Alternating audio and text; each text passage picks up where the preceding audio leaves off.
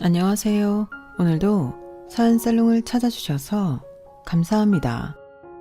저는 결혼하고 8년 만에 최종 이혼하게 된 40대 여성입니다. 다행이라고 해야 하나? 아이는 없었고요.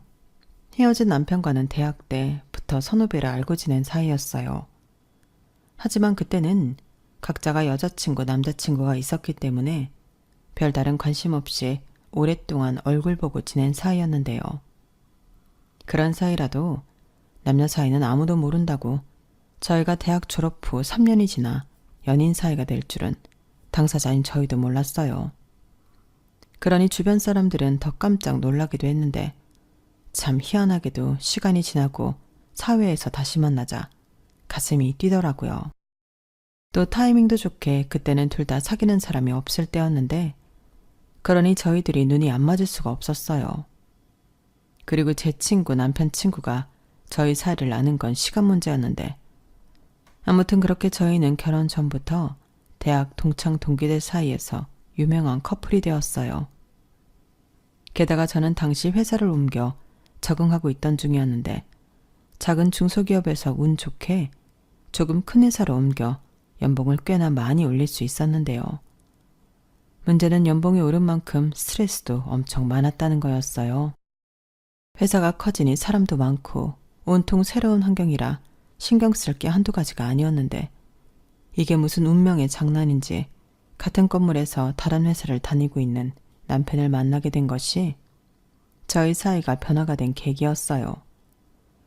그때 제가 다니던 회사는 건물 3, 4, 5, 6층을 사용했는데 남편이 다니던 회사는 9, 10층을 사용하고 있어 1층 로비를 같이 쓰고 편의점, 카페 등에서도 종종 마주치게 되더라고요. 그래서 반가운 마음에 밥도 몇 번 먹고 커피도 마시고 하며 이야기를 나눌 때가 많았고 나름 학교 선배라고 제가 의지하게 되었는데요. 남편은 저를 배려해주고 신경도 많이 써줬어요. 그래서 그때는 남편의 도움으로 버텼다고 해도 과언이 아니었는데 그 감정을 시작으로 호감을 갖게 되었죠. 그리고 한번 좋은 마음이 생기니 그 다음부터는 급속도로 좋아하게 되었는데 저에게 남편도 저를 좋아한다는 확신이 있었어요. 그러지 않고서야 그렇게 저를 챙겨주고 세심하게 신경을 써줄 리가 없다고 생각했거든요. 그래서 고백은 제가 먼저 했고 남편은 제 고백에 마치 뭘 그런 걸 굳이 말을 하냐는 듯 웃으며 우리 사귀는 거 아니었어? 나는 그런 줄 알았는데 라고 제가 민망해할까봐 남편이 장난을 치기도 했는데 나중에 제가 먼저 고백한 걸 자존심 상해할까 저를 배려한 거였어요. 사실은 자기가 먼저 좋아했다고 이야기해주기도 했는데 그만큼 연애할 당시 남편은 참 속 깊고 괜찮은 사람이었죠. 그런데 그건 어디까지나 연애할 때 일이었는데요. 왜냐하면 그런 좋은 남편 옆에 이상한 시아버지가 있을 거라고는 상상도 하지 못했는데 남편에겐 알고 보니 상처가 하나 있었어요.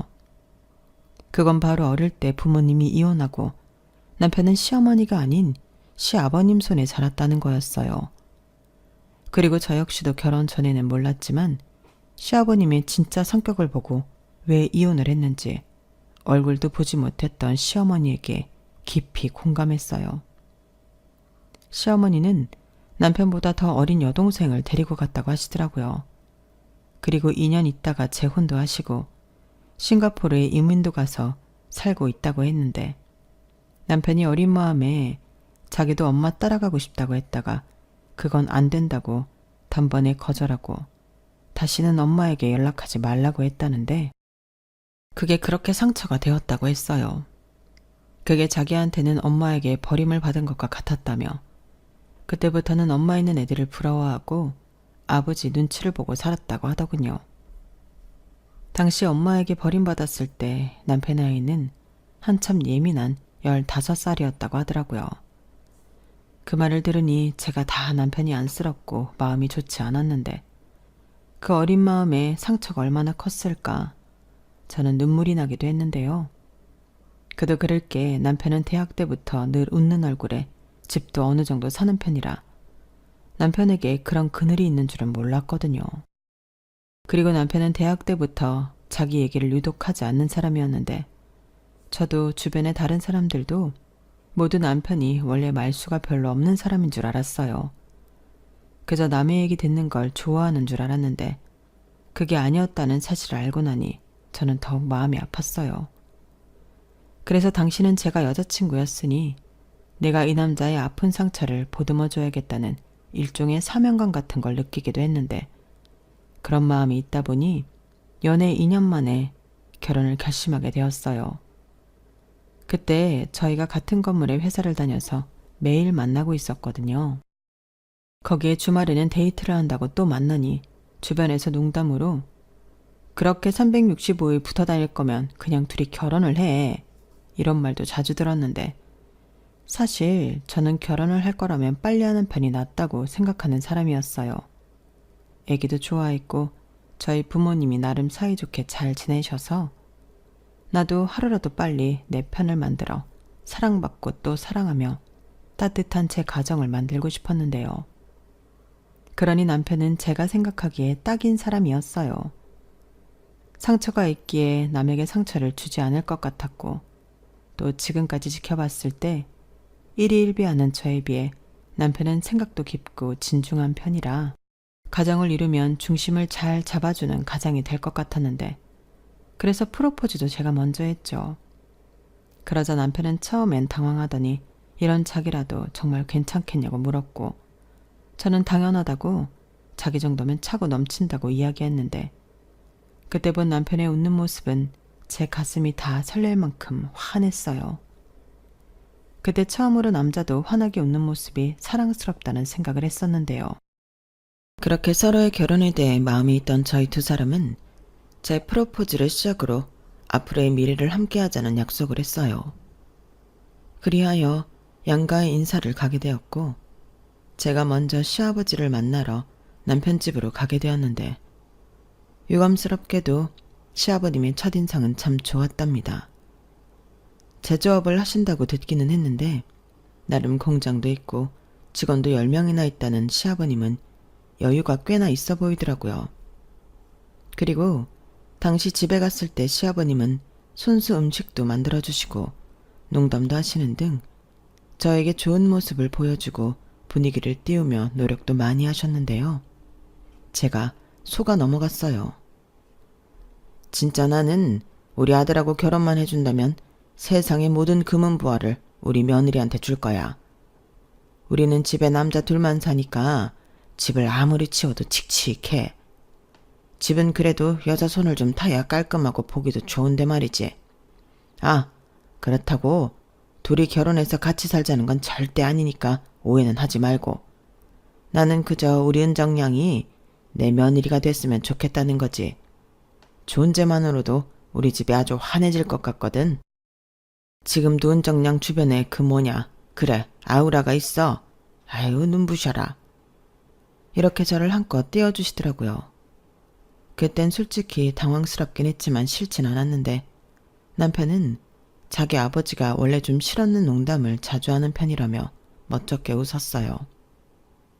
저는 그 모습이 싫어하는 사람한테 하는 모습처럼은 보이지 않았는데 내심 상처가 있다는 사람 치고는 아버지랑 사이는 걱정했던 것과 달리 괜찮은가 보다 라고 다행이라고 생각했죠. 그렇게 예비 시아버지가 저를 예뻐해 주시고 하루라도 빨리 당신 며느리가 되어 달라고 하시니 저도 좋은 마음을 가지게 되었는데요. 그냥 단순한 마음으로 제가 그 집에 시집을 가면 이 두 남자의 사랑을 받고 제가 그들을 행복하게 해줄 수도 있을 것 같았어요.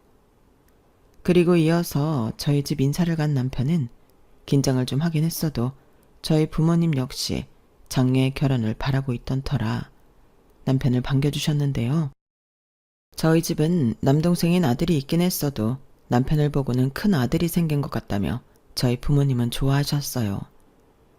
그렇게 저희는 양가의 축복과 환영을 받으며 결혼 준비를 시작했고 그 첫 번째인 상견례 날짜를 잡았는데 분위기는 뭐 두말하면 입이 아프도록 화기애애하고 좋았죠. 게다가 시아버님의 권유로 양가에 똑같이 1억씩 지원을 받게 되었는데 그건 솔직히 기대도 하지 않았던 거라 횡재라도 한 듯 저는 철없이 좋아했어요. 사실 결혼 준비에서 가장 중요한 게 돈이잖아요.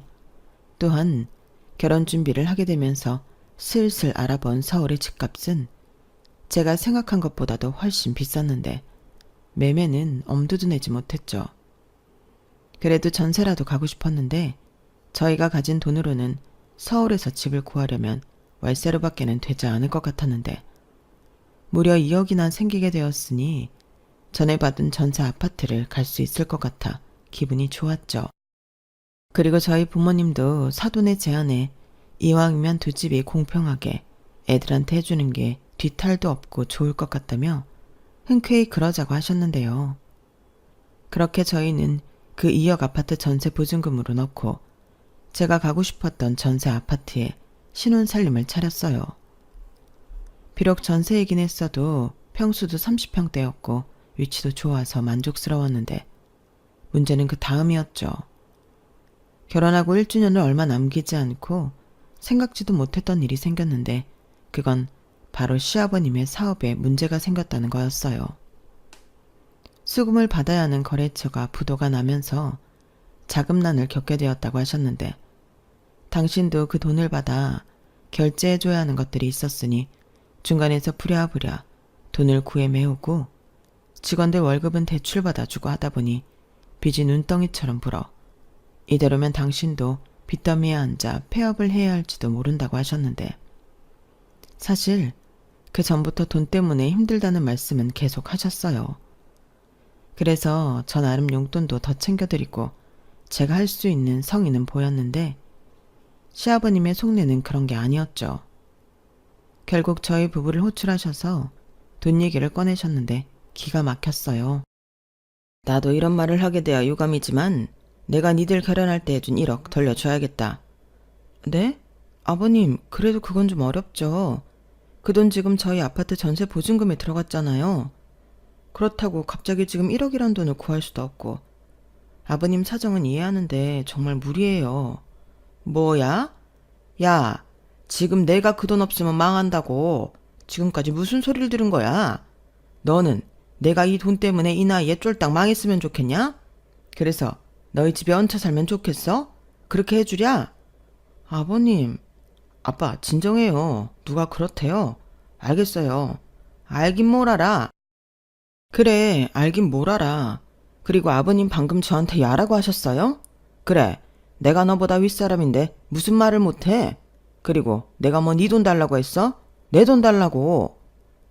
저는 막무가내로 나오는 시아버님의 태도에 솔직히 당황해서 제대로 싸워보지도 못했어요. 그저 남편이 중간에서 자기 아버지를 말리고 저랑 합의도 하지 않았는데 알겠다고 연신하는데 뒤늦게 정신을 차리고 절대 못 드린다고 말했죠. 그러자 시아버님은 저더러 도둑심보라는 등 정말 막 나가기 시작했는데 저는 그때 시아버님의 진짜 모습을 보게 되었죠. 또 거기에 목청은 어찌나 크시던지 목소리 크면 이기는 줄 아는 옛날 사람이 딱 저희 시아버님이셨어요. 거기에 그런 자기 아버지 앞에서 쩔쩔매는 남편놈을 보고 있자니 제 속은 부글부글 끓기 시작했는데요. 당연히 집에 돌아와서 남편에게 저는 화를 참지 못하고 쏟아냈어요. 그런데 이 인간이 제가 한참을 뭐라고 쏘아대니 적반하장으로 뭘 그런 걸로 사람을 이렇게 잡냐고 화를 내기 시작했는데 그때 한번 이혼의 위기가 찾아왔죠. 어차피 돈도 뺏기고 집도 빼야 할 판이면 결혼도 무르자고 제가 홧김에 말했거든요. 그러자 남편은 언제 성질을 부렸냐는 듯 미안하다고 빌기 시작했고 자기가 열심히 벌어 그 돈 만들어주겠다는 등 지킬 생각도 없는 헛소리를 하기 시작했는데 그럼 네 아버지 문제나 해결하라고 제가 다그치니 자기는 아버지가 무서워 그건 못한다고 했어요. 그냥 우리 집 빼서 1억 주고 우리는 빌라나 작은 평수 아파트 같은 거 알아보자. 여차하면 원룸 같은 것도 있고 이렇게 말하는데 저는 처음으로 남편에게 실망했어요.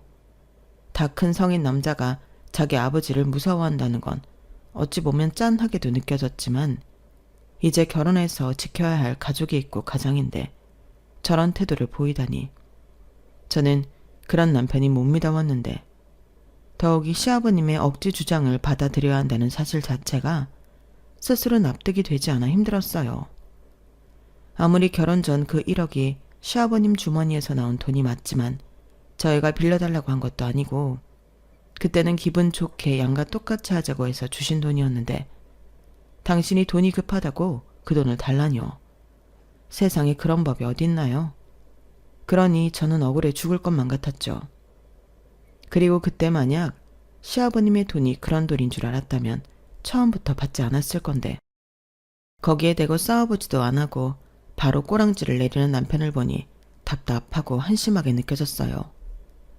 하지만 그 이후 시아버님은 자기 돈 어쩌고 사람을 못 살게 들들 볶기 시작했고 저도 그 1억에 노이로제에 걸릴 것 같아 그냥 주고 말자 하는 심정까지 가게 되었는데 문제는 당장 1억이라는 큰 돈을 구할 방법은 대출받는 것 말고는 없다는 거였죠. 거기에 아직 계약 기간도 남은 마당에 아파트를 빼고 싶은 마음도 없었는데요. 막말로 애라도 태어나면 아파트가 낫다는 생각이 있었거든요. 적어도 그때는 저도 낳을 거면 하루라도 빨리 애를 낳는 것이 낫다는 생각을 가지고 있었는데 그래서 하는 수 없이 염치불구하고 친정에 손을 벌렸어요. 그때를 생각하면 지금도 너무 죄송한 마음인데 정말 비빌 언덕은 부모님밖에는 없었거든요. 그렇게 저는 어렵게 돈 얘기를 친정에 꺼내게 되었고 처음 제 말을 들은 친정엄마는 많이 놀란 듯 얼굴 표정이 좋지 않았는데 당연한 일이었죠.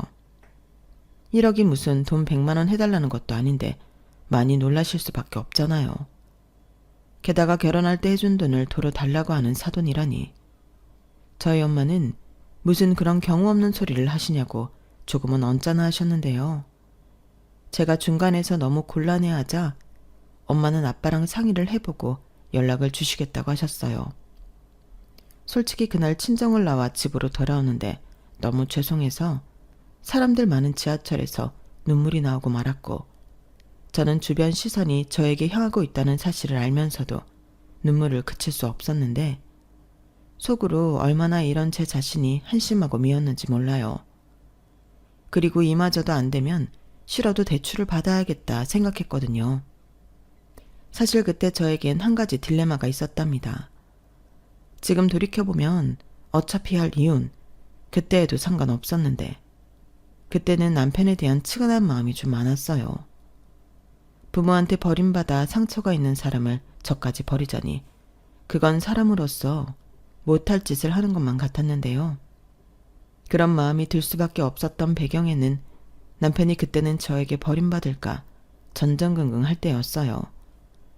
제 눈치를 살피고 저한테 조금이라도 실수하지 않으려 애를 쓰는 인간을 보니 이혼 생각은 싹 사라졌는데 그런 남편이지만 제가 친정에서 돈을 못 해주신다고 하면 그때는 대출밖에는 답이 없다고 이야기하니 남편은 보증금을 빼면 될 걸 무슨 대출을 받냐고 싫은 내색을 하더라고요. 그러고는 자기가 내일이라도 집주인과 통화를 해보겠다고 하는데 저는 이사는 정말 하기 싫다고 못을 박았죠. 그러자 남편은 그래도 빚을 지는 것보다는 작은 집에 가서 그 돈을 모으는 게 낫지 않냐고 꼴에 바른 소리를 했는데 그러면 자기 아버지한테 가서 그 돈은 아무래도 못 드릴 것 같다고 말하고 오라고 시켰어요. 왜 우리만 고스란히 이 일을 당해야 하는 거냐고 저도 우라가 치밀어 또 신경질을 잔뜩 부렸는데 그 때문에 좋았던 부부 사이도 사실상 멀어지게 되었죠. 그러니 저는 그러면 그럴수록 시아버지에 대한 미움과 원망만 커졌고 그만큼 그놈의 1억을 어떻게 마련할까 고민을 하느라 밤에 밤잠도 제대로 자지 못했는데요. 다행이라고 해야 하나? 하루 만에 친정아빠에게서 엄마에게 얘기를 들었다며 연락이 왔어요. 딸, 아빠야, 엄마한테 들었는데 속 끓이지 말고 당장은 어렵지만 이번 주 안으로 아빠가 그 돈 마련할 수 있으니까 조금만 기다려. 그런 일 있으면 진작 말하지. 왜 혼자 끙끙 앓고 있어? 아빠가 해결해 줄 테니까 걱정하지 마. 네 시아버지한테도 조금만 기다려달라고 좋게 말씀드리고. 아빠 미안해. 무슨 그런 쉰 소리를 해. 이럴 때 의지하라고 부모가 있는 거야.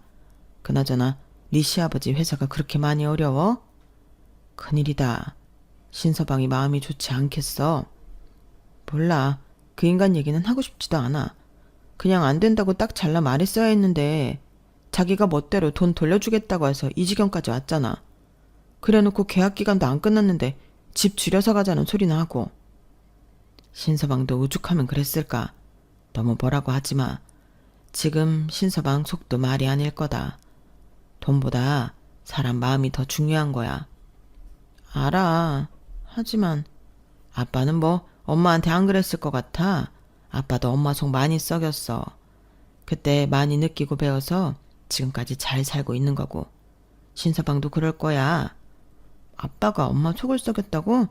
에이, 말도 안 돼. 진짜야. 못 믿겠으면 네 엄마한테 물어봐라.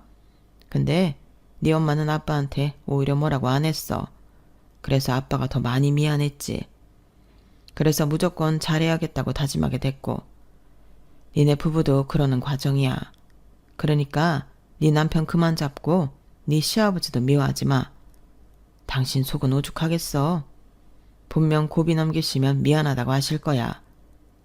친정아빠는 최대한 제가 고를 내지 않도록 최대한 좋게 이야기해 주셨어요. 하지만 친정아빠 마음은 알아도 제 마음은 그렇게 다스려지진 않았는데 친정아빠 말처럼 3일 후 제 통장에 1억이라는 돈이 들어왔어요. 그리고 그 돈을 시아버님에게 돌려드리며 저는 또 한 번 오장육부가 뒤틀리는 듯 짜증이 올라왔는데요. 저도 그냥은 그 돈을 돌려드리긴 억울해서 한 소리를 보탰어요. 이제 아버님은 저희 결혼할 때 10원 하나도 해주신 거 없는 거예요. 그러니 나중에 내가 1억 해줬네 이런 소리 하시면 저도 가만히 있지 않을 거고요. 이 이상은 해드리고 싶어도 해드릴 수 있는 능력이 저희한테는 없으니 이제부터 일절 돈 얘기는 저희한테 하지 마세요. 이러실 거면 돈 해준다는 말을 하지 마시지. 라고 하고 싶은 말을 전부 쏟았는데 시아버님은 저를 매섭게 쳐다보시면서 당신 집에 이상한 물건이 들어왔다며 혀를 끌끌 차셨어요. 자기가 잘 돼야 우리도 좋은 건데 제가 뭣도 모르고 까분다고 불만이 이만저만이 아니시더라고요. 그리고 저는 시아버님의 그 모습에 기가 차서 어이가 없었는데 그 후로는 당연한 소리지만 시댁에 일절 발을 끈다시피 했어요. 무슨 좋은 소리를 주고받는다고 거길 가나. 저는 갈 일이 있으면 남편만 혼자 가라고 보냈는데 남편은 또 그런 게 어딨냐고 영영 자기 집에 발 끊을 거 아니면 같이 가자고 고집을 부리는 거 있죠. 그러니 당연하게 그런 일이 있으면 저희는 부부싸움을 하게 되었는데 저는 남편한테도 가기 싫으면 자기도 가지 말라고 했네요. 하지만 자기 아버지를 무서워하는 남편은 그럼 또 자기 아버지한테서 불호령이 떨어질 거라며 저더러 뭘 모른다는 듯 말했는데 왜 결혼 전에는 저런 모습을 보지 못했나 땅을 치고 후회했어요. 하지만 이미 혼인신고를 해버렸고 죽이 되든 밥이 되든 저도 시아버님 1억 사건으로 약간 이판사판이 되었는데 다행이라고 해야 하나? 회사에서 제가 맡은 일이 바빠져서 자연스럽게 신경이 일로 집중되었어요. 참고로 저는 IT 회사에 신제품 개발 연구원으로 입사했을 때부터 한가한 적이 없었는데요. 게다가 신제품이 본격적으로 출시를 앞뒀을 때는 조금이라도 문제가 있을까봐 몇 번이고 체크를 하며 막판까지 긴장의 끈을 놓을 수 없었어요. 그러니 자연스럽게 신혼이었지만 그 즈음부터는 퇴근 시간이 늦어졌고 남편과 사이도 소홀해진 가운데 집에 일찍 가봤자 불편하기만 하지 하는 생각으로 일에 몰두하는 날이 많았는데 그래서 집에는 늘 10시가 넘어 들어갔어요. 그러자 남편은 저희 늦은 귀가가 썩 마음에 들지 않았는지 시비를 걸기 시작했는데 그도 그럴 게 남편은 일반 사무직이라 거의 6시 땡 하면 일이 끝나 집에 오면 7시가 안 되었을 때가 많았거든요. 그러니 혼자 밥 먹고 혼자 시간 보내는 날이 많았을 텐데 그렇게 혼자 별의별 상상의 나래를 펼치며 시나리오를 쓰고 있었는데요. 갑자기 저한테 무슨 여자가 밤 10시에 퇴근을 하냐고 집에 오기 싫어서 놀고 들어오는 거 아니냐고 별 미친 소리를 하기 시작했어요. 그날은 유독 더 길고 힘든 하루를 보낸 터라 걸을 힘도 없는 걸 겨우 집에 온 날이었는데 남편이 저딴 소리를 하고 앉아있으니 속에서 부하가 치밀어 오르더라고요. 그런 남편의 망상을 들으며 급기야 저는 그에 비해 그 아들이라고 저놈도 별 수 없는 지밖에 모르는 이기적인 놈인가? 뭐 이런 생각까지 하게 되었는데 그때는 정말 너무 힘들어서 싸울 힘도 없어 그렇게 못 믿겠으면 어차피 회사도 같은 건물이니 내일 아침에 근무표 확인시켜주겠다고 신경질을 부리고 말았어요. 그러자 남편 놈은 그제야 아무 말도 하지 못하는 듯 꿀먹은 벙어리가 되었는데 끝내 미안하다고 사과는 하지 않았어요. 그리고 그렇게 하루 이틀 불편한 냉전의 시간이 계속되어 가는 중 감정의 골은 깊어져만 갔는데요. 저도 너무 서운하고 화가 나서 한 침대에서 도저히 잠을 잘 수가 없었어요. 그래서 거실로 베개를 가지고 나와 소파에서 잠을 자기도 했는데 정작 저를 화나게 한 남편은 아무렇지 않은 듯 넓은 침대 한가운데서 코까지 골아가며 잠을 잤어요. 오히려 거실에 나온 저만 그 코 고는 소리에 잠도 제대로 자지 못했는데 너무 약이 올랐죠. 그러면서 저는 자연스럽게 이게 전부 이기적인 시아버님 때문이라는 생각밖에는 들지 않았는데요. 그래도 그때까지는 제가 시아버님 때문에 이혼을 하게 될 줄은 몰랐어요. 그런데 저희가 살던 전세 아파트집 주인이 계약이 끝나갈 무렵 자기 아들이 결혼해서 신혼집으로 써야 할 것 같다고 자기 사정 좀 봐달라고 연락이 왔고 당연히 계약 연장이 될 줄 알았던 저는 당혹감을 감추지 못했는데 세입자가 계약 기간이 끝나가는 마당에 버틸 수 있는 재간은 없었어요. 남편이랑 상의를 해봐도 돈에 맞춰가면 되지 않냐는 성의 없는 답만 돌아왔는데 그러고는 좋은 생각이 났다는 듯 보증금을 아껴서 차를 사자고 했어요. 그때까지 저희는 차가 없긴 했는데 제 생각으로는 대중교통 잘 되어 있고 주차하기도 어려운 서울 바닥에서 굳이 차를 사야 할 이유가 없었거든요. 그래서 우리가 왜 차가 필요하냐고 물으니 남편은 애처럼 왜긴 남들은 자가는 없어도 자차는 다 있어. 차가 있으면 당연히 편하지. 교회로 드라이브 겸 데이트도 하고 또 애기 태어나면 당연히 차는 있어야 하는 거 아니야? 이렇게 말했는데요. 어이가 없었죠. 누가 들으면 제가 임신 중이라 곧 아이가 태어나는 줄 알 것 같았는데 저는 내 집 마련을 하기 전에는 아이를 가질 생각이 없었어요. 어린아이 데리고 이사를 하며 전전할 생각을 하니 그건 부모로서 할 짓이 아니라고 생각했고 그래서 저 딴에는 피임도 열심히 했는데 남편은 자차가 갖고 싶어 아이 타령까지 하는 게 한심하게 느껴졌죠. 또 삶 안에서 차를 사자고 하는 것도 아니고 당장 어디에 가야 할지 모르는 판국에 보증금을 줄여 그 돈으로 차를 사자니 남편이 제정신으로 하는 소린가 싶기도 했는데 저는 우리가 왜 차가 필요하냐고 차 사고 차 유지할 돈 있으면 이사하는데 보태라고 도리어 남편에게 돈 타령을 했어요. 그러자 자기가 그럴 돈이 어딨냐고 남편은 펄쩍 뛰었는데요. 저는 곧장 말했죠. 그거 봐. 돈도 없으면서 무슨 차를 사자고 해. 정신 차려. 지금 가지고 있는 돈으로 이것만한 전세 구하기가 얼마나 힘든데. 뭐? 집을 줄여서 보증금 남은 걸로 차를 사자고? 제정신이야? 이렇게 쏘아 붙여줬는데요. 남편은 입이 대빨 나왔어요. 그래도 제 말에 반박할 건덕지는 없는지 남편은 더 이상 아무 말도 하지 못했는데 저는 저대로 이사 걱정에 일도 손에 잡히지 않고 고민만 많아졌어요. 당장 이사 날짜는 다가오지 뾰족한 수는 없으니 답답할 노릇이었는데 그러다 약간 홧김에 이렇게 된 거 오래된 집이라도 그냥 사는 게 어떨까 하는 생각이 들었는데요. 그러려면 역시 대출은 불가피한 일이었어요. 그래도 집을 사면 이사 걱정할 필요 없이 살 수 있다는 생각에 점점 생각은 집 매매로 기울었는데 그러면 더 미룰 것도 없이 아예 계획도 세울 수 있을 것 같았어요. 하지만 복병은 의외로 가까운 곳에 있었는데 남편이 대출받는 걸 찬성할 수 없다고 집 매매를 반대했어요. 자기야, 왜 싫다는 거야? 그럼 이렇게 계속 불안한 생활을 계속해? 서울 집값은 계속 올라. 차라리 이럴 때는 적은 평수라도 빨리 사는 게 이득이라니까? 나도 여기저기 많이 알아봤어.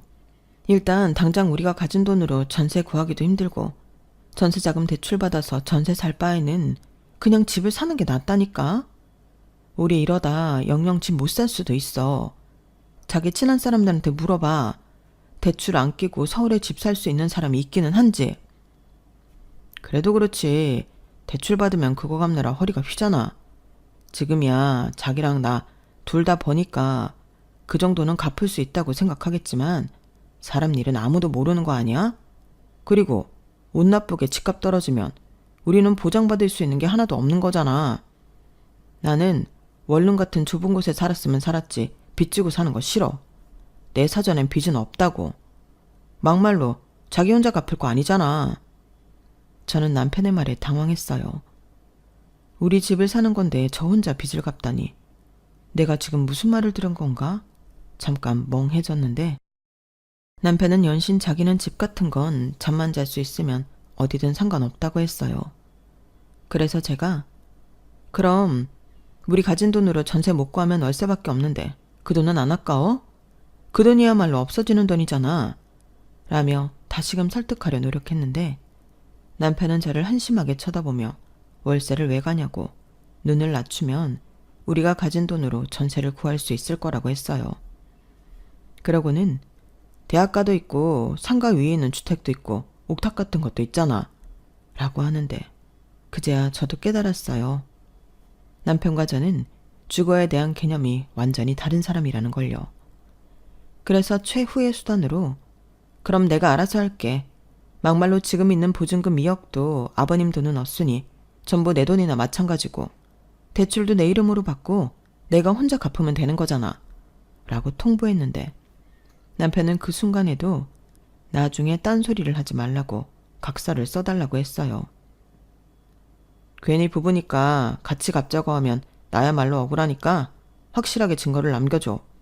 이렇게 말했는데 저는 그때 그놈을 버려야 했어요.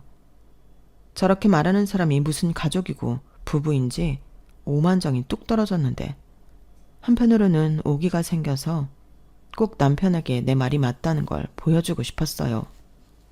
그래서 집을 고를 때 가진 돈은 별로 없어도 이것저것 많이 따지기도 했는데요. 만약 시간이 더 있었다면 저는 서울바닥의 모든 집을 다 뒤졌을 수도 있어요. 하지만 시간이 별로 없었고 다행히 저와 남편 회사가 같은 곳에 있으니 그 일대를 중심으로 두고 마땅한 매물을 찾기 시작했는데 그러다 오래된 아파트긴 하지만 평수도 괜찮고 위치도 괜찮은 곳을 한 군데 발견했어요. 솔직히 그 집이 급매로 나와 저한테 기회가 온 건데 그걸 알았기에 더욱 놓치고 싶지 않았어요. 그래서 저는 이거다 싶어 서둘러 계약을 진행했고 저는 제 앞으로 1억 5천만 원을 대출받아 총 3억 5천에 구축 아파트를 샀는데 남편은 저한테 미쳤다고 했어요. 누가 이런 오래된 아파트를 그 돈 주고 사냐고 저더러 속아서 덤탱이 쓴 거라는 등 지금이라도 당장 가서 물으라고 했어요. 하지만 저는 위치며 평수며 따질 수 있는 건 다 따졌고 시세만 찾아봐도 제가 급매로 좋게 산 것이 맞았기 때문에 남편에게 내가 알아서 할 테니 같이 이사가기 싫으면 따로 살아도 된다고 그 입을 다시는 열지 못하게 했는데 그러자 남편도 그 뒤로는 주둥이를 닫고 같이 이사를 왔어요. 이사 후엔 그래도 처음 갖는 내 집이라는 생각에 어디 한 군데도 마음에 들지 않는 곳이 없었는데 전에 살던 동네보다 출퇴근 시간도 30분이나 줄었어요. 전에는 버스를 타고 지하철역을 가서 또 환승까지 해야 했는데 지금 사는 아파트는 바로 지하철을 타고 9정거장만 가면 회사에 도착할 수 있었죠. 그게 참 별것 아니지만 삶의 질을 좋게 했는데 정작 이사를 반대했던 남편도 교통비도 줄었다고 좋아했죠.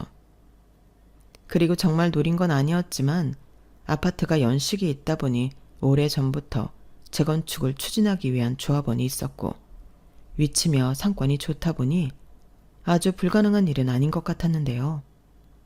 막상 이사 와서 살아보니 저도 재건축이 되었으면 좋겠다는 바람을 갖게 되었어요. 그렇게 소문과 소망이 무성한 가운데 시간은 흘러 6년이 지났어요.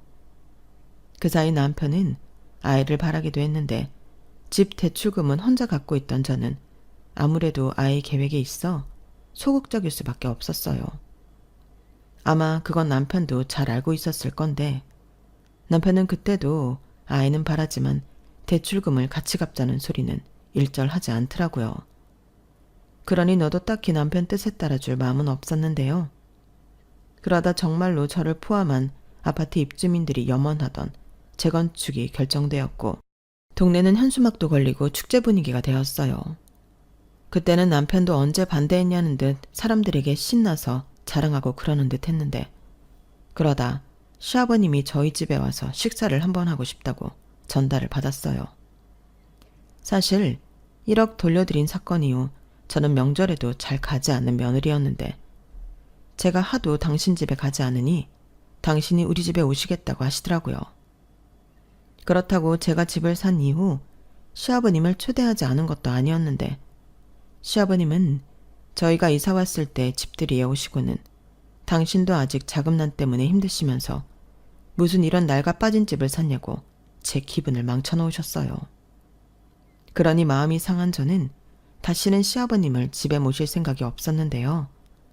갑자기 며느리가 안 오니 시애비가 가야 하지 않겠냐고 집에 오신다고 하니 솔직한 심정으로 반갑지는 않았어요. 하지만 어른이 당신 발로 오시겠다는 걸 막을 방법이 없고 저는 대충 중국 음식 배달시켜 식사 대접을 했는데 시아버님은 집을 슬쩍 보더니 바로 하실 말씀이 있다고 저희더러 앉아보라고 하셨어요. 그러고는 정말 기도 차지 않은 헛소리를 하기 시작하셨는데 그게 제 이혼의 방아쇠를 당긴 셈이 되었어요. 왜냐하면 그때 시아버님이 저더러 여기 집 명의는 공동명의 아니고 네 단독명의인 거지? 라고 물으셨는데 그때부터 심상치 않더니 곧이어 그 새까만 속내를 보이기 시작하시더라고요. 자고로 집 같은 큰 건 가장 이름으로 하는 건데 어째 너희는 이치에 벗어나는 짓을 하고 있냐? 네? 지금 그게 무슨 말씀이세요? 아니, 내가 전에는 잘 몰랐는데 이 집이 네 단독명의라며? 에이, 그건 아니지. 나는 니들이 공동명의로 이 집을 산 줄 알았다. 아버님, 뭔가 착오가 있으신가 본데 제가 이 집 단독명의를 한 이유가 있어요. 이 사람이 대출금 같이 갚기 싫다고 각서까지 써달라고 했는데 제가 왜 혼자 대출금 갚으면서 명의를 같이 했겠어요. 말도 안 되죠. 그리고 이런 말 조심스럽지만 먼저 살던 아파트 전세 보증금 중에 1억도 아버님이 달라고 해서 돌려드렸고 그럼 여기 묶여있던 돈도 이 사람 지분은 하나도 없는데 제 단독 명의로 하는 게 맞죠. 부부면 뭐든 공동자산이지. 어디서 네 돈 내 돈을 따져. 옛날 같으면 소방 맞을 소리다. 여기 재건축된다며. 벌써 10배나 올랐다고 말도 나오던데. 그러지 말고 여기 명의 우리 아들로 바꿔라. 그래야 재건축돼서 분양받을 때도 우리 아들 이름으로 하지. 결국엔 그 말 하려고 오신 거예요? 말도 안 돼요. 대출금은 지금까지 저 혼자 갚았는데 답답한 소리 안 해. 네가 벌어도 부부 돈이고 네가 갚아도 부부가 같이 갚은 건데 왜 여기서 쓸데없이 그런 걸 나눠? 저기 아버님, 저는 싫습니다. 그러고 싶지 않아요. 각서까지 써준 마당에 제가 왜요? 그리고 재건축되고 돈 좀 벌 수 있을 것 같으니까 이러시나 본데 어림없어요. 입장 바꿔놓고 이 집이 아버님 아들 단독 명의인데 저희 부모님이 와서 제 이름으로 바꿔놓으라고 하면 좋으시겠어요? 남자랑 여자가 같냐? 너 계속 이렇게 고집부리다 이혼당하는 수가 있어. 너야말로 내 집에 시집와서 뭐 하나 제대로 한 거가 있냐? 애도 못 낳고 있잖아 지금. 그리고 명의는 네 명이라도 내 아들은 뭐 공짜로 여기에 살아? 생활비 갖다 주잖아. 여기서 얘기를 왜 하세요? 그리고 이혼을 하는 게 아니고 당한다고요? 제가 왜요? 오히려 제 명의로 된 집에서 대출금도 저 혼자 갚는데 생활비 그거 얼마나 낸다고 이제 와서 명의를 바꿔주라고 하세요. 너 정말 무섭다. 돈 앞에서는 지아비도 없는 거냐? 저야말로 묻고 싶네요. 그렇게 탐이 났으면 제가 집 사자고 했을 때 반대하지 말았어야죠. 대출금 같이 갚기 싫다고 각서 타령할 땐 언제고 왜 이제 와서 이러시는 건데요? 그리고 저는 이 일로 아버님이랑 왜 싸워야 하는 건지 이유도 모르겠어요. 아버님 말처럼 부부 일인데 저희가 따질 일이죠. 왜요? 아버님 아들이 혹시 이 집 명의 갖고 싶다고 도와달라고 했나요? 자기야, 무슨 말을 그렇게 해. 내가 뭐 그렇게 찌질한 놈인 줄 알아?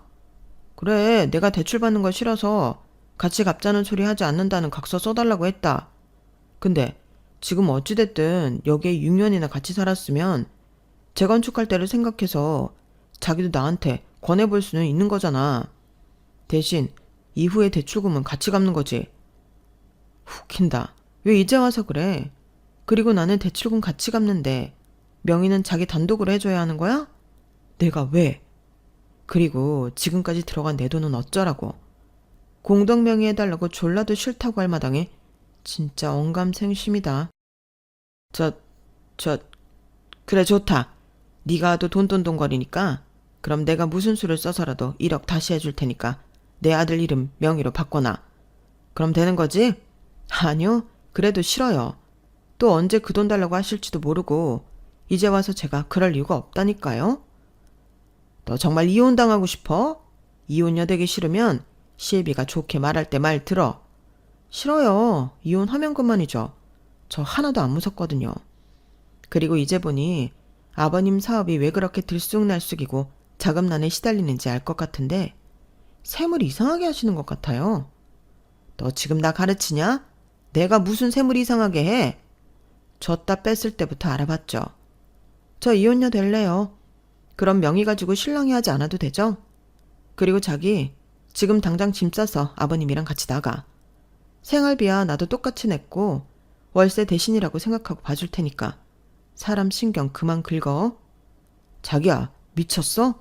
무슨 이혼을 그렇게 쉽게 결정해. 이혼 소리는 내가 먼저 한 거 아니야.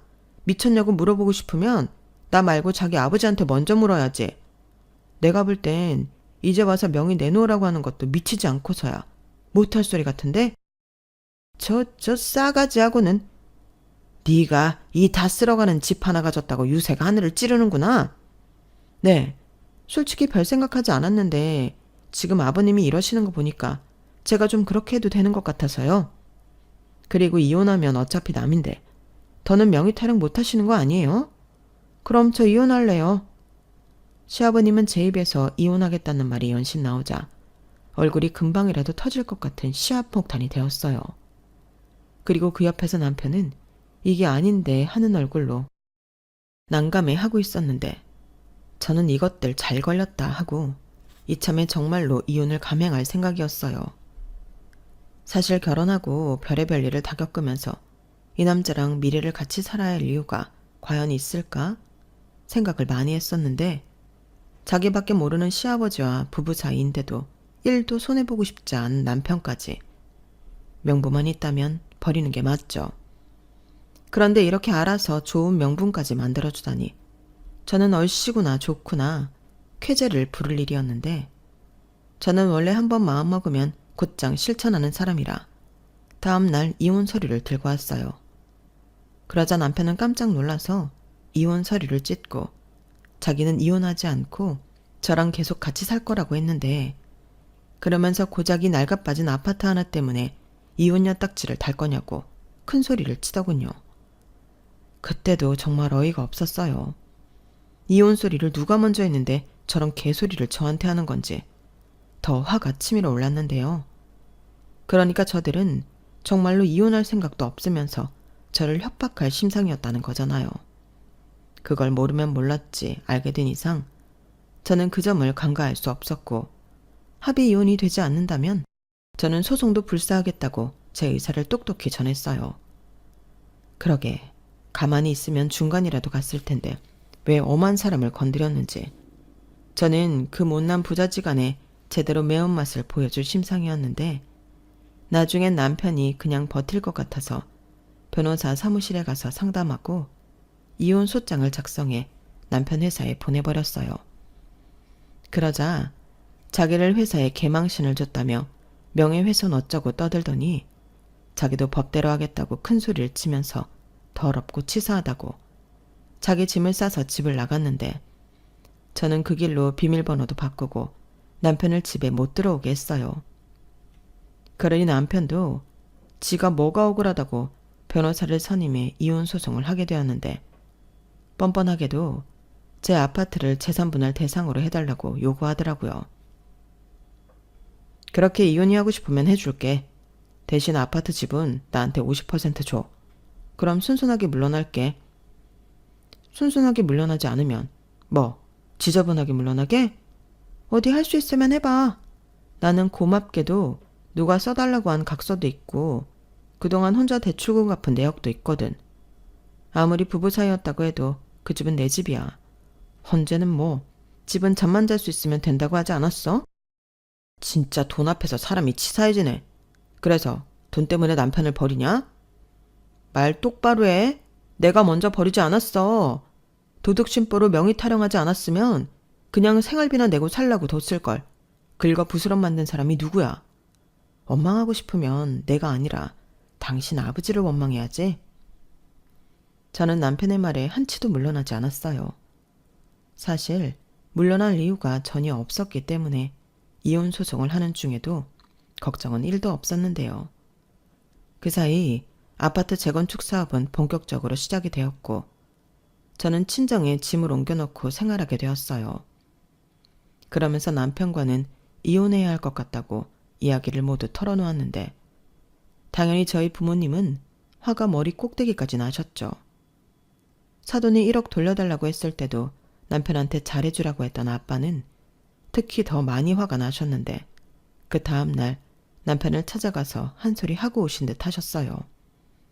그래도 폭언이나 폭력은 전혀 쓰지 않으셨다고 했는데 이 인간이 저희 아빠를 명예훼손 모욕죄로 고소를 하겠다 협박하는 거 있죠. 그래서 저는 할 수 있으면 전부 하라고 했어요. 그 대신 나도 네 아버지 똑같이 모욕죄로 고소하겠다고 했는데 남편이 아무 말도 하지 못하더라고요. 결국 이혼 소송은 제 승소로 끝이 났고 이젠 전 남편이 된 그 인간은 저한테 정신적 위자료 1,000만 원을 지급하는 걸로 나눌 것도 없이 소송이 끝났는데 전 남편은 억울하다고 항소를 했어요. 그 덕에 재판이 더 길어지긴 했으나 저는 소송 비용도 승소하면 남편 쪽이 모두 부담하는 걸로 하고 재판을 진행했어요.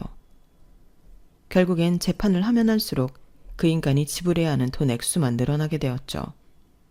그러니 지도 더는 싸울 의욕이 사라진 것 같았는데 거기엔 하나 더 저의 조력자가 있었어요. 그건 다름 아닌 그 인간의 아버지, 전 시아버지셨는데 그 사이에 정말로 회사가 더는 어쩌지를 못해 부도 처리가 났나 보더라고요. 그래서 빚더미에 올랐고 시아버님 소유의 집도 차도 모두 뺏기게 되었는데 그러자 남편은 자기 아버지 일도 처리해야 하고 저랑 가망 없는 싸움을 이어가지 못하는 눈치였어요. 다만 자기가 다 잘못했다고 이제라도 받아주면 안 되냐고 저를 찾아와 빌기는 했는데 제가 돌지 않은 이상 같은 실수를 2번 할 리가 없었어요. 그리고 지금 와서 생각해보면 시아버님은 자기가 금방이라도 망할 것을 알았기에 제 아파트를 자기 아들 명의로 바꾸고 싶었던 것이 아니었을까 하는 생각이 들었는데 그럴 마음은 없었지만 참 소름 돋는 인간이 아닐 수 없어요. 하긴 그러니까 자식 결혼할 때 쓴 돈도 여직 당신 돈이라고 생각하고 달라고 하셨겠죠? 참 세상에는 별 희한하고 이상한 사람이 많다는 걸 또다시 느끼게 되었는데 저는 현재 재개발된 아파트에 들어와 혼자 살고 있어요. 처음엔 처분해서 부모님 집으로 돌아갈까 고민도 했는데 회사도 가깝고 저도 친축에 살아보고 싶더라고요. 그리하여 지금은 바라던 솔로 생활을 하며 일도 열심히 하고 나름 제 인생을 즐기려 노력하고 있는데 누구 말처럼 이혼녀 딱지는 붙었어도 사는 데는 아무런 지장이 없었어요. 오히려 이혼하고 아무런 타격이 없을 거라 장담하던 그 인간이 회사를 그만두게 되었는데 전 시아버님의 빚 때문에 사람들이 찾아오고 난동을 부린 모양이었어요. 사실 그런 일이 건물에서 일어나면 소문이 정말 금방 퍼지는데 그 덕에 그 인간이 쪽팔리긴 했는지 회사를 그만뒀다 하더라고요. 그리고 지금까지 저한테 연락을 하지 않아 정말 고마울 따름인데 바람이 있다면 앞으로 영원히 그 인간들이 제 앞에 나타나지 않았으면 좋겠어요. 똥은 한번 밟은 걸로 끝내고 싶거든요. 그리고 그 인간들 보란 듯이 저는 제 인생 멋지게 살며 더 잘난 사람도 만나 연애도 하고 싶은 마음인데 똥차가 갔으니 벤츠가 오지 않을까 살짝 기대를 하고 있어요. 그리고 그만큼 저도 거기에 어울리는 사람이 되고자 스스로 투자도 많이 하고 자기 개발도 열심히 하고 있습니다. 언젠가는 지금의 노력이 빛을 보는 날이 오길 소망하며 지금까지 제 이야기 들어주셔서 대단히 감사합니다. 다음에는 저도 행복한 사연으로 인사드릴 수 있도록 남은 인생 더 열심히 잘 살아보도록 할게요. 그럼 행복한 다음을 기약하며 건강하시고 행복하세요. 고맙습니다.